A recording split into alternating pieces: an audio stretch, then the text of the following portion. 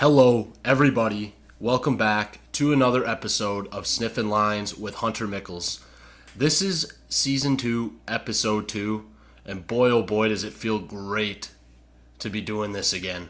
I am unbelievably excited for Week 0. I hope you guys are too. I saw a tweet today saying you have to be sick if you're watching Week 0 games. It's like, come on. We've been without college football for what? Almost 8 months now. I am itching to watch some 18 to 22-year-old kids take the field and be why I'm happy or why I'm sad. I'm just so excited for it. I'm so excited to bet on it. You guys better be too. I was talking this over with a couple of my friends. I'm thinking I have an idea for this season to make it a little more interesting to involve you guys.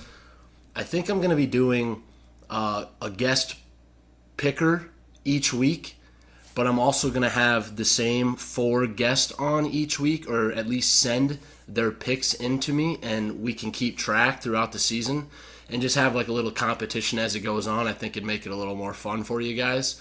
So if you guys can get back to me on that and tell me what you guys think about that, I think it'll be a good idea. So yeah, just you guys got me on Snapchat, whatever. Just hit me up. Let me know if you guys want to be part of the podcast whatsoever. All right, let's jump into episode 2.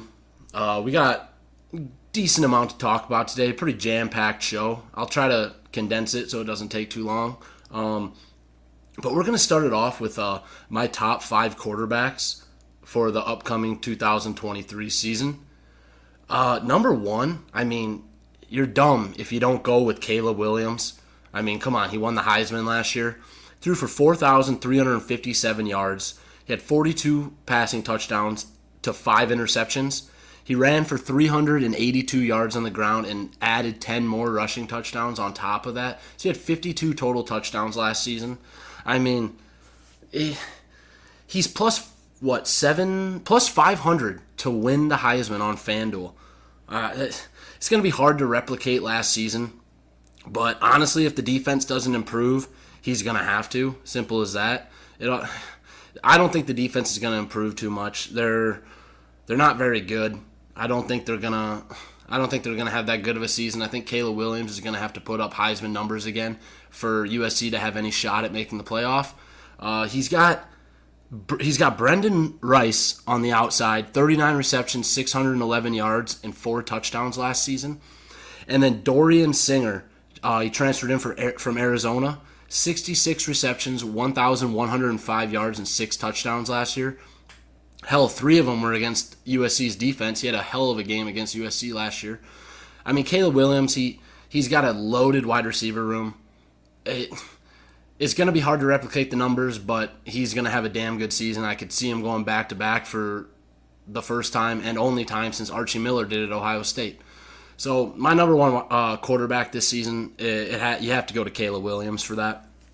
At number 2, I have Drake May from North Carolina. As a true freshman, he threw for 4,321 yards, had 38 touchdowns to 7 interceptions. He added on 698 yards on the ground and 7 more rushing touchdowns. He won the ACC Player of the Year, ACC Offensive Player of the Year, ACC Rookie/Freshman of the Year, ACC Offensive Rookie/Freshman of the Year. Only problem is he's losing Josh Downs and Antoine Green to the NFL. Those were his 2 leading receivers last season. He's got J.J. Jones on the outside now. He only had 24 receptions for 434 yards and 2 touchdowns last season. If cleared by the NCAA, he was already denied eligibility to play this season. But Devontae Walker, last year at Kent State, he had 58 receptions for 921 yards and 11 touchdowns. So if Devontae Walker gets cleared, that'll help out a lot. He's also got transfer wide receiver from Georgia Tech, Nate McCullum, who had 60 receptions for 655 yards and 3 touchdowns last year. So, he's got the talent at the wide receiver position. It's just whether or not they're going to live up to the hype that the 2 guys he lost in the NFL had.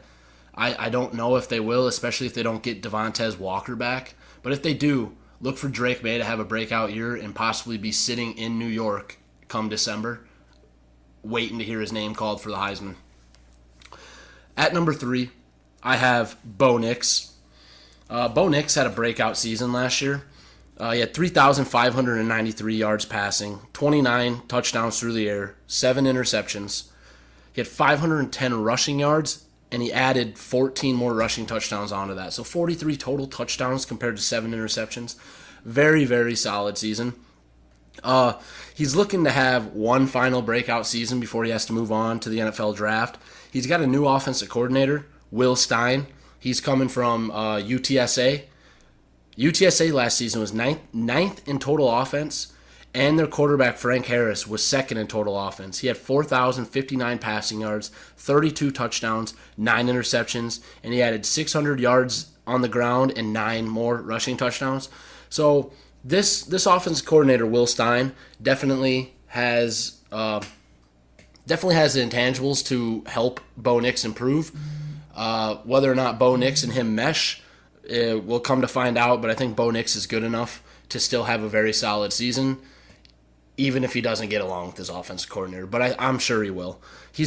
I went over this on the first podcast, but he's got Troy Franklin, who had 61 receptions for 891 yards and 9 touchdowns, and Chris Hudson, 44 receptions, 472 yards, 0 touchdowns.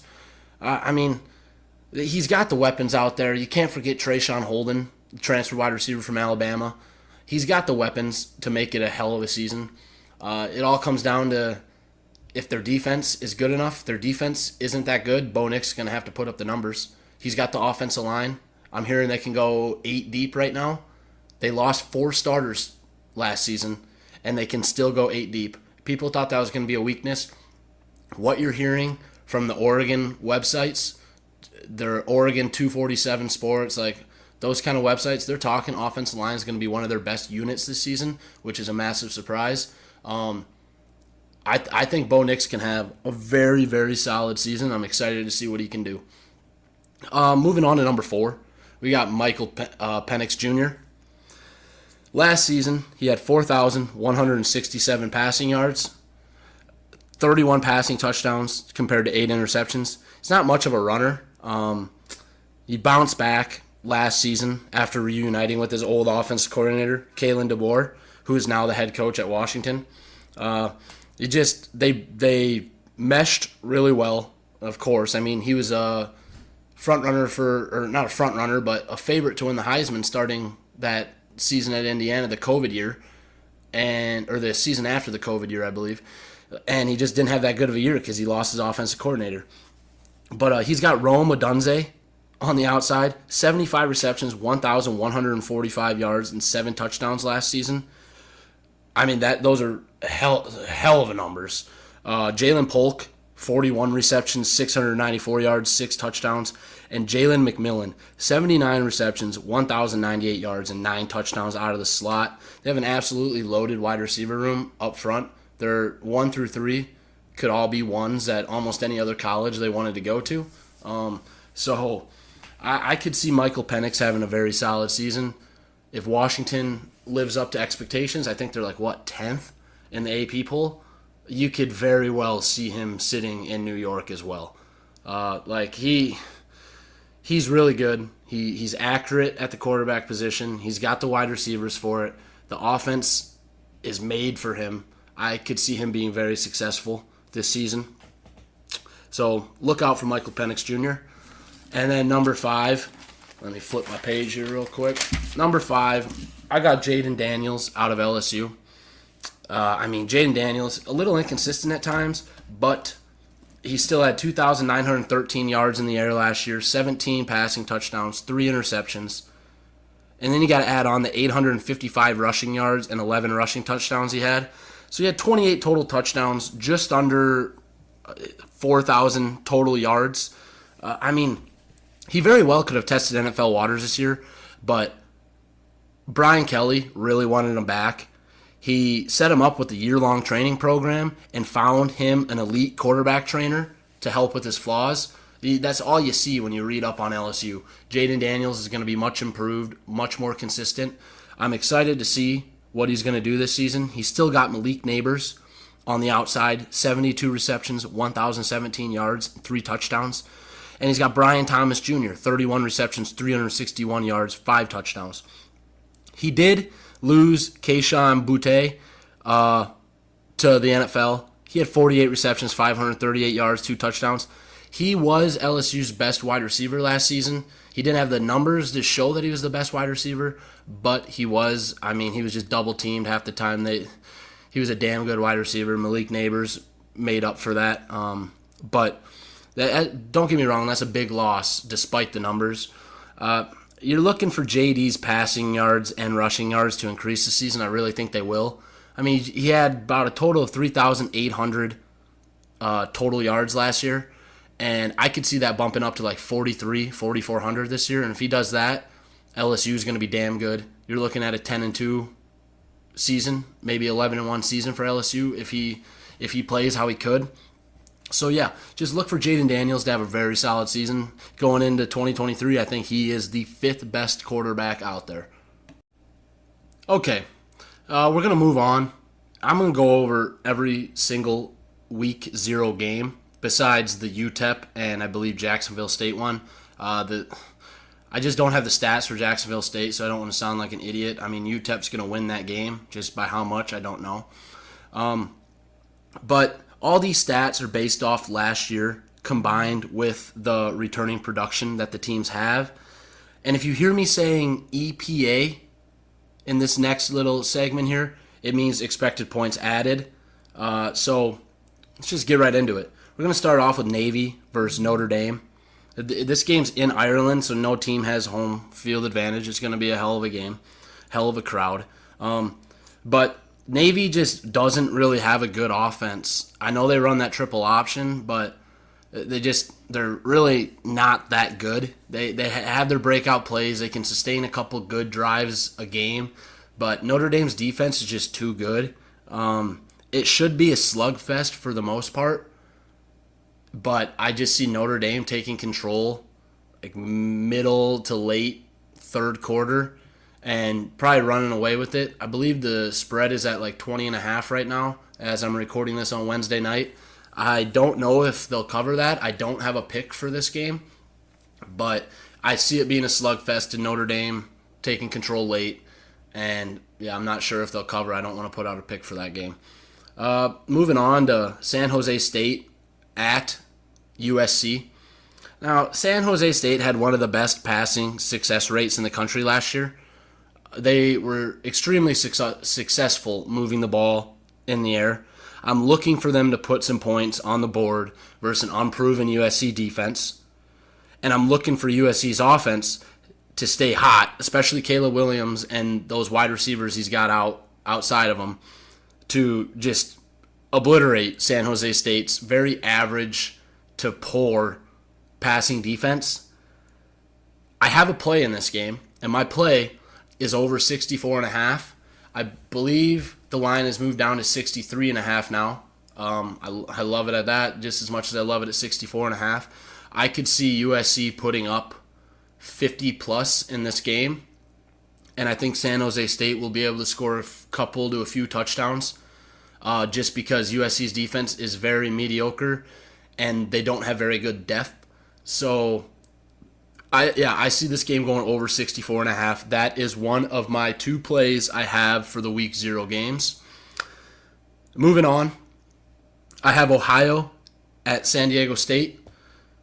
I mean, Ohio has a very solid offense. They averaged 1.24 net points per drive, which was 26th in the country last year.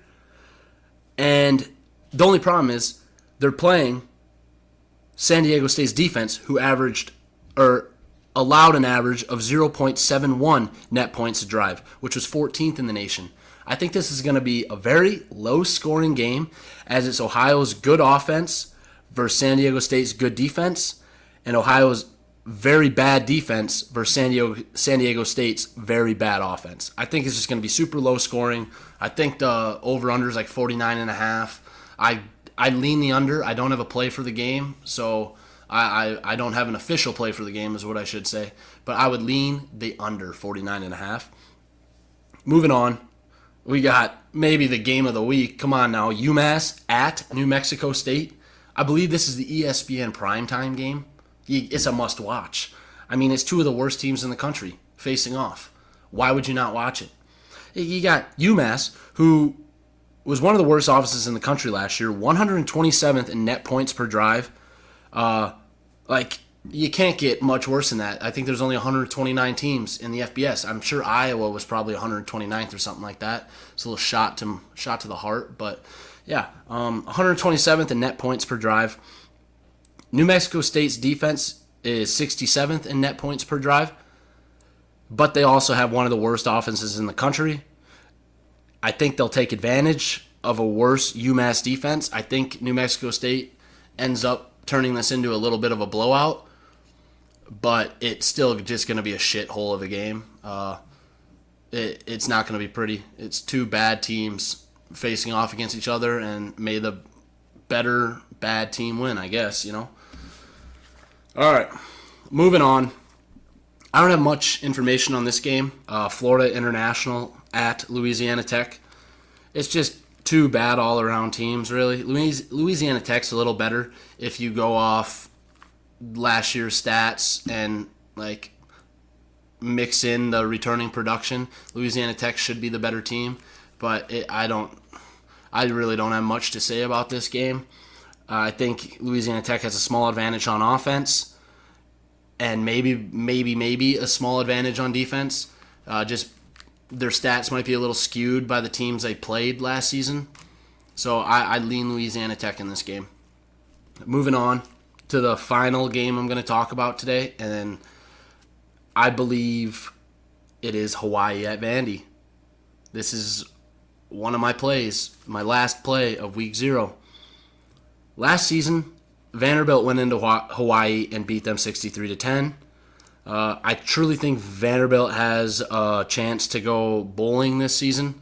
I think they might be bowl eligible if they can beat up on the worst SEC teams, which is a possibility. But A.J. Swan, Vanderbilt's quarterback, he should take a step in the right direction, I would hope. He just had over 1,000 yards last year, but he had 10 touchdowns compared to 2 interceptions. He didn't turn the ball over, and that's important. As long as you don't turn the ball over against a worse team like Hawaii, you're going to be all right. You're going to pull away with it. I think Hawaii is going to be improved, but not good enough to stay with Vandy the whole game. I think it might be a little closer the first quarter or two, maybe. And then I think Vanderbilt pulls away. The line is 17.5, and my play is Vanderbilt minus 17.5. And other than that, that's all I got to talk about for the week 0 games. But my two plays, Vanderbilt minus 17.5 and San Jose State at USC over 64.5. Okay, I got one last thing I want to talk about on tonight's podcast, and it is the Wisconsin Badgers. I want to do a little bit of a new segment, kind of. Just one team at the end of every podcast, just for, I guess, 2 more podcasts before week 1 starts up. But I'll add a couple, maybe 3 teams at the end of each podcast, I guess, for the next 2 episodes. But yeah, I want to talk about their best case, worst case, and most likely record. Jumping into it, they have Tanner Mordecai under their new head coach Luke Fickell's system. They want to go more air raid this season, and Tanner Mordecai is going to be the quarterback to do that. I credit Luke Fickell going out and getting him. It was a massive pickup in the transfer portal. He threw for 3,524 yards with 33 touchdowns and 10 interceptions last season. I mean, that's the perfect quarterback for an air raid system. He's still got Braylon Allen at running back. Ran for 1,242 yards and 11 touchdowns last year. They can't misuse him, though. I mean, they got to rely on that running back. He is one of the best running backs in the Big Ten. Probably a top 3 running back in the Big Ten, I'd say. So they cannot misuse him. They have Chimere Dike on the outside. 47 receptions, 689 yards, and 6 touchdowns last season. He's a good wide receiver for an air raid offense. And they picked up C.J. Williams from USC, a little transfer wide receiver that'll help in that system, along with Will Pauling, a transfer wide receiver from Cincinnati. So he knows Fickell's system that he wants to run already. So that is a very big pickup for them. So moving on from that, that's where I just jump right into my best case scenario. And this is if everything clicks for them. If the system fits the players, if the players play well and just do what Luke Fickell asked, best case scenario, they're 12-0. There's not a game on that schedule that they can't win if everything fits. So that's my best case scenario. Worst case scenario, though, big difference here. 6-6 for the Wisconsin Badgers. I have them marked down. They go to Purdue. I have that as a win or a loss. They have Iowa at home. I have that as a win or a loss. They go to Illinois. I have win or loss. Ohio State at home, obviously win or loss. Nebraska at home. It all depends on Nebraska, honestly, with Matt Rule, how they do. But I have that win or loss. And at Minnesota in the last week of the year, I have that as a win or loss. So, best case scenario, they win all those games. Worst case scenario, they lose all those games. Now, most likely record for the Wisconsin Badgers, I believe, in 2023 is 10-2. I see them losing the Ohio State game. I think Ohio State's going to be pretty good this year. I know it's tough to play at Wisconsin, but I just think Ohio State can still go in there and win. So that's one of the losses. And then somewhere in the going to Purdue, getting Iowa at home, going to Illinois, Nebraska at home, or going to Minnesota, they're going to drop another one. I think they only drop one of those 5, and the other loss coming to Ohio State. So I think best case scenario, I think Wisconsin can go 12-0. Worst case, I see them going 500, 6-6, and most likely see them going 10-2. And 10-2 will probably win them the Big Ten West and give them a spot in the Big Ten Championship, depending on who their 2 conference losses are against. So, yeah. Okay, that'll do it for another episode, for Season 2, Episode 2. But throwing it back to the beginning of the podcast, like I said, I would really like to get a guest picker on the podcast every week. Just to talk about their picks and just talk about some other college football news that they've been noticing or they've been hearing. So every week I'd like to get someone on. And then I'd like to have 4 or 5 of my friends send in 3 or 4 of their picks for the week. And we'll keep track throughout the season, make it a little competition, friendly competition, maybe do something. Loser has to do something at the end of the year, who knows. But if you guys have any other ideas going off of that, I'd love to hear them. So yeah, thank you guys for listening. This was Season 2, Episode 2 of Sniffin' Lines with Hunter Michels. Peace.